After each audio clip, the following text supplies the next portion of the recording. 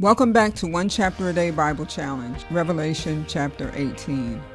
After this, I saw another angel coming down from heaven. He had great authority, and the earth was illuminated by his splendor. With a mighty voice he shouted, "Fallen, fallen is Babylon the Great. She has become a dwelling for demons, and a haunt for every impure spirit, a haunt for every unclean bird, a haunt for every unclean and detestable animal. For all the nations have drunk the maddening wine of her adulteries. The kings of the earth committed adultery with her, and the merchants of the earth grew rich from her excessive luxuries." Then I heard another voice from heaven say, "Come out of her, my people, so that you will not share in her sins, so that you will not receive any of her plagues. For her sins are piled up to heaven, and God has remembered her crimes. Give back to her as she has given. Pay her back double for what she has done. Pour her a double portion from her own cup. Give her as much torment and grief as the glory and luxury she gave herself.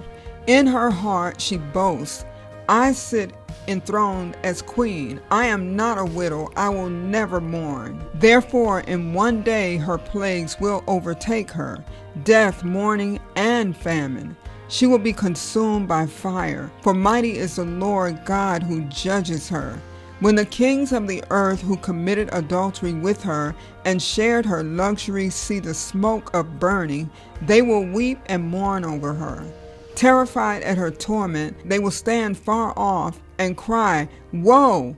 Woe to you, great city, you mighty city of Babylon! In 1 hour your doom has come.' The merchants of the earth will weep and mourn over her because no one buys her cargoes anymore. Cargoes of gold, silver, precious stones, and pearls, fine linen, purple, silk, and scarlet cloth, every sort of citron wood, and articles of every kind made of ivory, costly wood, bronze, iron, and marble. Of incense, myrrh, and frankincense, of wine and olive oil, of fine flour and wheat, cattle and sheep, horses and carriages, and human beings sold as slaves. They will say, 'The fruit you long for is gone from you. All your luxury and splendor have vanished, never to be recovered.' The merchants who sold these things and gained their wealth from her will stand far off, terrified at her torment. They will weep and mourn and cry out, 'Woe! Woe to you, great city, dressed in fine linen, purple and scarlet, and glittering with gold, precious stones and pearls. In 1 hour, such great wealth has been brought to ruin. Every sea captain and all who travel by ship, the sailors and all who earn their living from the sea will stand far off. When they see the smoke of her burning, they will exclaim, 'Was there ever a city like this great city?' They will throw dust on their heads, and with weeping and mourning cry out, 'Woe! Woe to you, great city, where all who had ships on the sea became rich through her wealth. In 1 hour she has been brought to ruin. Rejoice over her, you heavens. Rejoice, you people of God. Rejoice, apostles and prophets.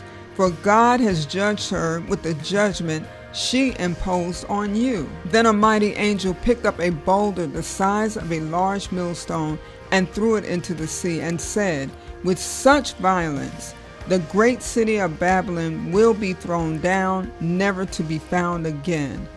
The music of harpists and musicians, pipers and trumpeters will never be heard in you again. No worker of any trade will ever be found in you again. The sound of a millstone will never be heard in you again. The light of a lamp will never shine in you again.